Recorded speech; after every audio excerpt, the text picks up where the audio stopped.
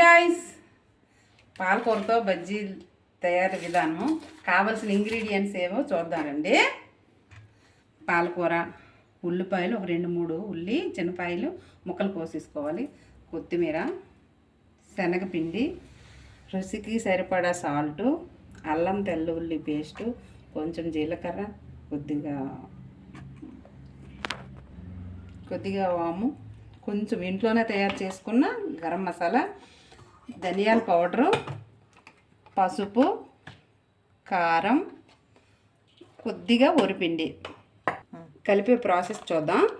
ఇదిగోండి, ఇది పాలకూర ఫస్ట్ వేసేసుకొని పాలకూర కట్టలు చిన్న చిన్న ముక్కలుగా కట్ చేసేసుకొని 1 కప్పు శనగపిండి వేసి, దీనికి ఇది వాటర్ క్వాంటిటీ ఉంటుంది. మొత్తం ఇలా కలిపిస్తుంటే దానికి కొంచెం వరిపిండి వేసుకుంటే క్రిస్పీగా వస్తాయండి. ఒక 2 టీ స్పూన్లు వరిపిండి ఇలా కలుపుకోవాలి. ఇందులో ఉల్లి ముక్కలు,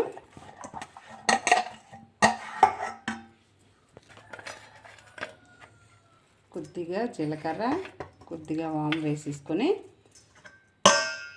1 టేబుల్ స్పూన్ అల్లము తెల్లుల్లి పేస్ట్ వేసేసుకుంటే సరిపోద్ది.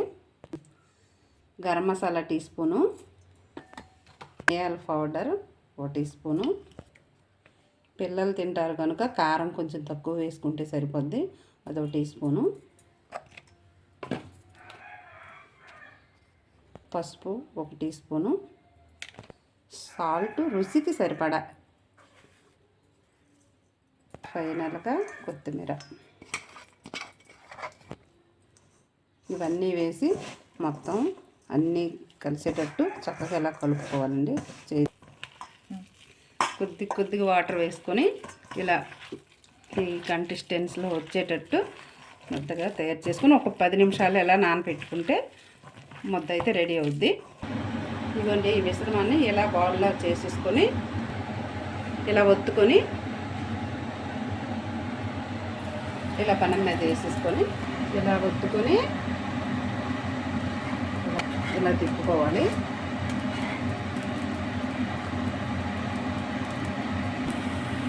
ఇలా 2 పక్కల టర్న్ చేసుకోవాలి. అన్నీ కూడా గోల్డెన్ కలర్ వచ్చినంత వరకు ఇలా తీసుకొని సర్వ్ చేసుకుంటే,